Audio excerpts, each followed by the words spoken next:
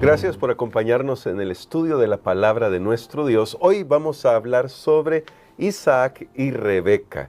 Una historia muy interesante, una historia de amor muy interesante, de hecho, que tiene grandes implicaciones espirituales, teológicas, y que nos van a decir algo también sobre el propósito de Dios al revelarnos su palabra y al mostrarnos estas historias. Vamos a orar pidiendo la dirección de Dios. Recuerde que estamos en el contexto de extraer esas imágenes que nos dan las historias de los matrimonios a lo largo de la Biblia. Querido Padre, hemos aprendido ya mucho de tu palabra esta semana respecto a cómo en la profecía bíblica vamos a encontrar alusiones al matrimonio que en las historias que tú revelaste y que tú permitiste que se escribieran en la Biblia, nos dan esos detalles a fin de que podamos entender las profecías. Así que gracias, Señor, ayúdanos hoy en el estudio que tendremos en el nombre de Jesús. Amén.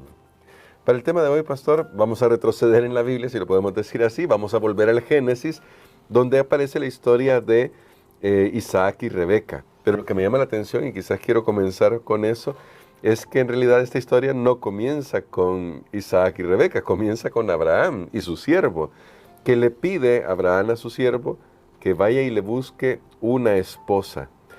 ¿Por qué es interesante este hecho? Me parece importante para comenzar nuestro estudio de hoy, nuestra reflexión, que Abraham se interesa en primer lugar en la esposa que va a tener su hijo y lo que implicará para la posteridad.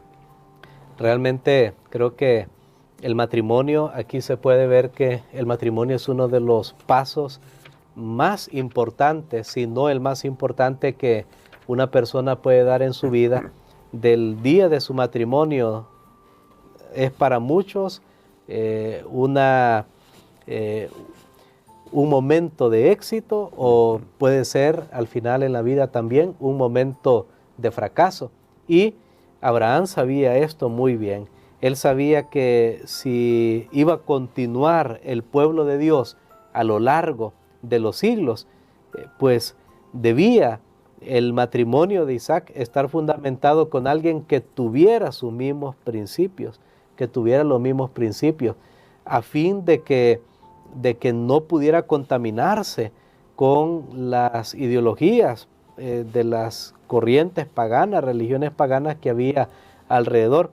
Abraham sabía muy bien que una pareja tiene influencia sobre alguien en sus concepciones. Nosotros lo vemos más adelante, por ejemplo, cuando Salomón decidió que era rey, tenía poder, era sabio y tenía todo para ir siempre en un camino de éxito, pero la Biblia dice, consiguió mujeres que, bueno, aunque él era rey, no se mantuvo con una sola, o más bien por ser rey, no se mantuvo con una sola esposa y tuvo muchas esposas, la gran mayoría de ellos probablemente paganas, y dice, desviaron su corazón de Dios. Abraham sabía eso muy bien, y entonces le da a su siervo un encargo muy importante, y es que no debe tomar una mujer de las que eran en contra del pueblo de Dios como esposa para su hijo Isaac. Esto hace referencia también a una costumbre que había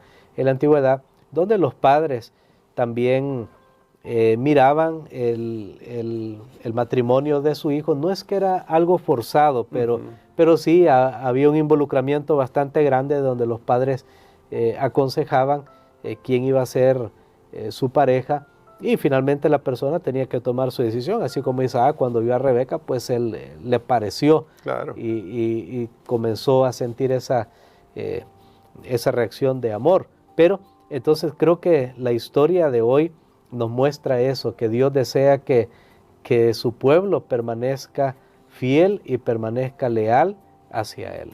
Y en ese sentido, pastor, eso de la permanencia de fidelidad y lealtad, notamos entonces en el caso de Abraham que él no fue por cuestiones étnicas que estaba haciendo esto. No era una cuestión étnica, era una cuestión espiritual.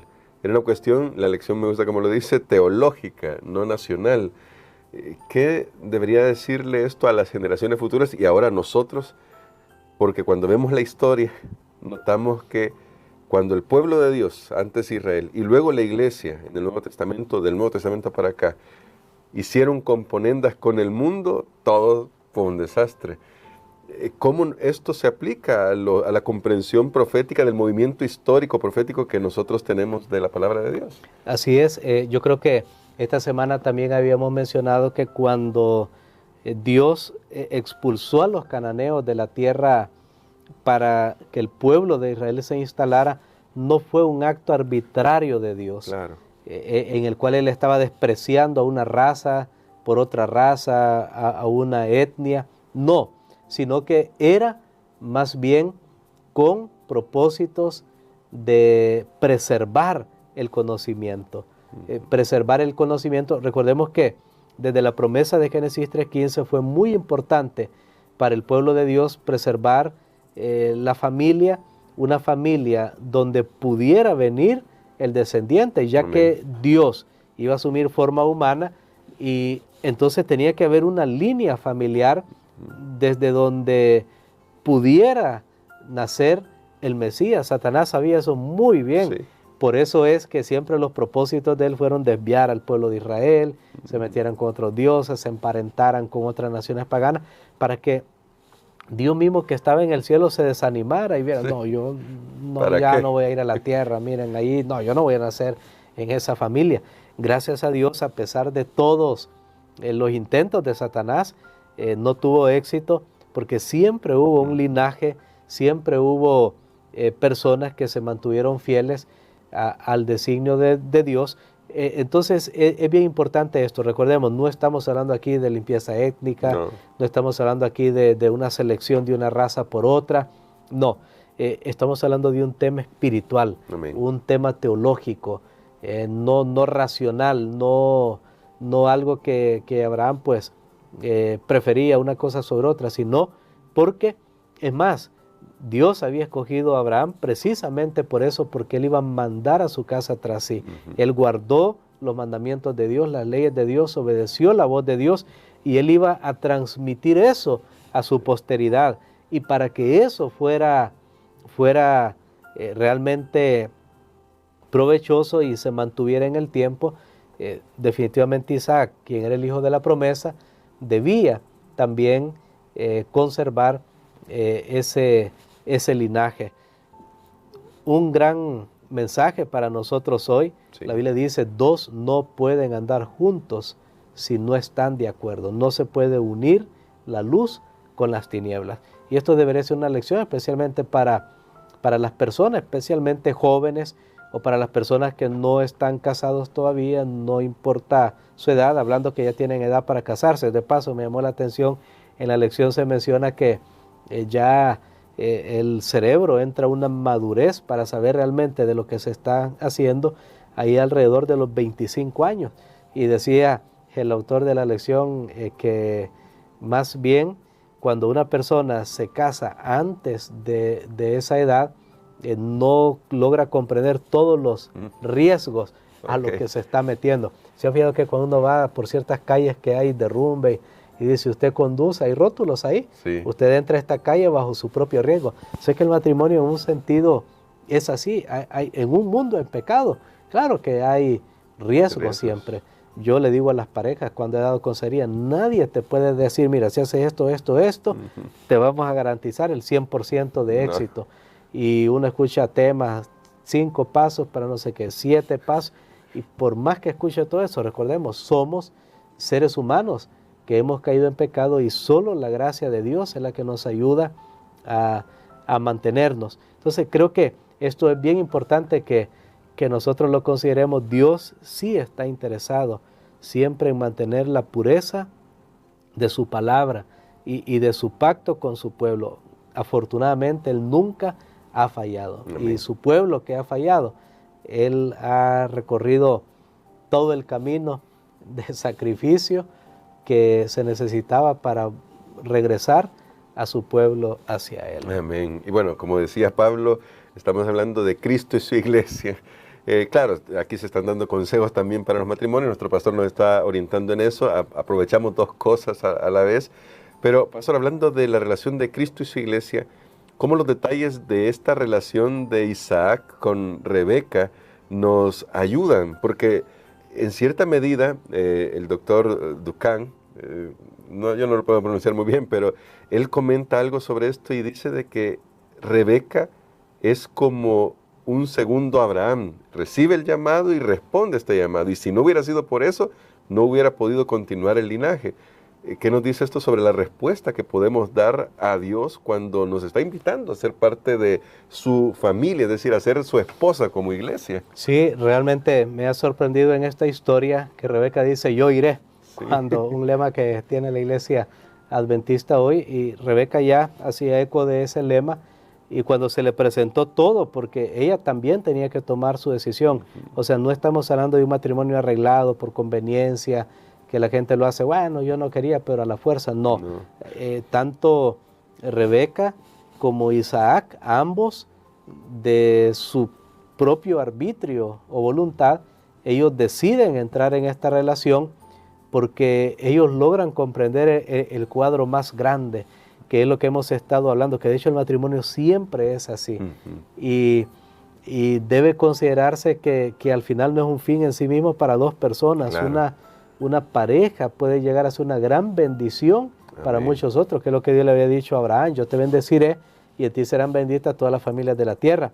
Por supuesto, estas imágenes, como usted dice, hablamos de lo que nos atañe a nosotros como seres humanos, pero esto tiene una aplicación en la vida espiritual, especialmente la relación de Dios y su pueblo, pero que nuestras experiencias nos hacen entender o por lo menos lograr captar un poco lo que Dios ha pasado con nosotros, como vimos ayer en el caso de la historia de Oseas. Entonces Rebeca realmente cumple un gran papel en el plan de Dios y al decir yo iré, ella está siendo parte de ese linaje de donde vendrá el Mesías. Amén. Miren cómo una decisión tan parece, es importante, pero que puede tener una consecuencia y puede tener un resultado tan grande como el caso de Dios. Ahora, aquí hay otro tema que no lo trata específicamente la historia de Isaac y Rebeca, pero porque estamos hablando que Isaac debía casarse con alguien de su mismo pueblo, porque Dios quería que se mantuviera y Dios, Abraham, quería que se mantuviera la pureza doctrinal del pueblo de Dios, el pacto que Dios había hecho con su pueblo, y es que el concepto que tenemos también en el Antiguo Testamento, bueno, en esa cultura también, y que se aplica a la vida espiritual, es que el Redentor es un pariente. En el hebreo está ese término Goel, el pariente redentor. En el libro de Ruth se ve muy, muy claramente como alguien que es un pariente viene y redime. En este sentido, Dios es nuestro Padre, Él nos creó y Él es el único que podía redimirnos. Amén. No nos podía redimir un ángel porque no nos había creado un ángel, ningún otro ser.